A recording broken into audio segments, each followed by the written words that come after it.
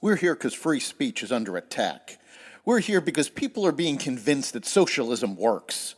We're here because people are being judged guilty until proven innocent.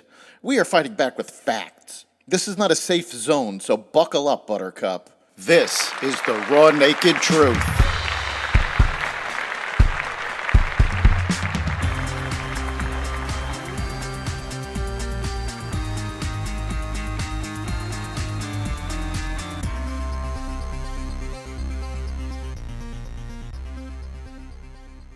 New York City's mayor indicted.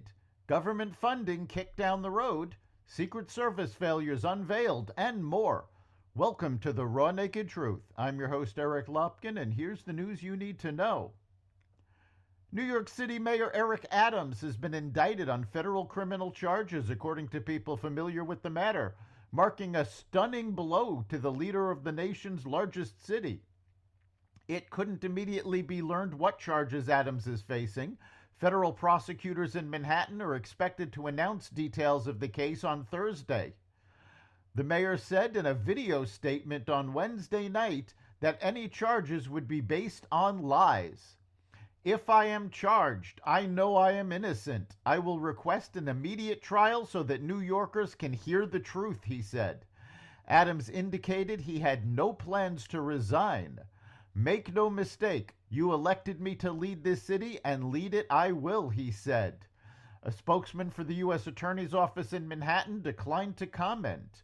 The New York Times earlier reported the charges. Adams, a Democrat, has been dogged by a series of probes involving his associates.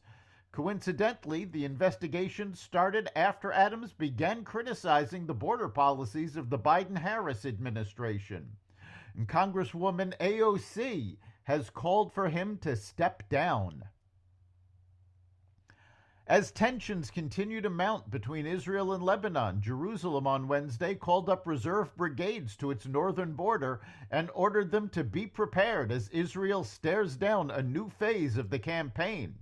According to the Israeli Defense Forces, a number of reservists were called up for operational activities in the northern arena. Government-sponsored public broadcasting Israeli news outlet KAN reported that at least 2 reserve brigades had been mobilized. "You hear the jets overhead. We have been striking all day. This is both to prepare the ground for your possible entry and to continue degrading Hezbollah," Lieutenant General Herzi Halevi, chief of the General Staff, said while speaking to his troops on the northern border. Today, Hezbollah expanded its range of fire, and later today, they will receive a very strong response. Evacuations begin as Hurricane Helene approaches Florida. The storm gained strength yesterday on a course to pummel Florida and the southeast, potentially making landfall today as the strongest hurricane to hit the U.S. in over a year. Thousands of Florida residents evacuated in anticipation of dangerous rainfall, winds, and storm surge. States of emergency have been declared in Florida, Georgia, North Carolina, and South Carolina. The House and Senate passed a measure late Wednesday funding federal agencies until late December, voting overwhelmingly to take a politically risky government shutdown off the table until after the election. House lawmakers voted 341 to 82 to approve the measure, despite continued grumbling from some rank-and-file GOP members over the lack of spending cuts and leaders' routine use of short-term patches. Under fast-track procedures employed by Republican leaders to bypass disagreements within the party, the measure required a 2/3 supermajority. The Senate followed quickly, voting 78 to 18, with lawmakers eager to catch flights out of town for the long recess heading into Election Day.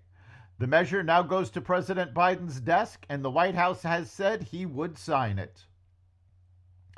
Secret Service agents failed to take charge of decision-making for security at the Butler, Pennsylvania rally, where former President Donald Trump was shot in July, a bipartisan Senate committee revealed in a new report Wednesday, leading to key lapses in preparation and communications that day.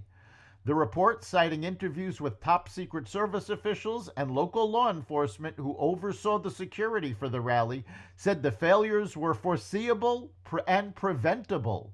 They also found that many of the problems identified by the committee remain unaddressed by the Secret Service. Some of the problems highlighted include the Secret Service failing to set up visual barriers around the rally that may have blocked shooter Thomas Matthew Crook's view of Trump, the lack of a plan on how to secure the building the shooter took aim from, and the general chaos of communication around the shooter's movement leading up to the attempt on the former president's life. OpenAI is planning to convert from a nonprofit organization to a for-profit company at the same time it is undergoing major personnel shifts, including the abrupt resignation Wednesday of its chief technology officer, Mira Moradi. Becoming a for-profit would be a seismic shift for OpenAI, which was founded in 2015 to develop AI technology to benefit humanity as a whole, unconstrained by a need to generate financial return, according to a statement it published when it launched. That's the Raw Naked Truth. You can catch every episode of The Raw Naked Truth at xvadio.com, the Apple Podcasts app, Google Podcasts, Spotify, iHeartRadio, Audible, Amazon Music, and other platforms that respect freedom of speech. We'll see you next time.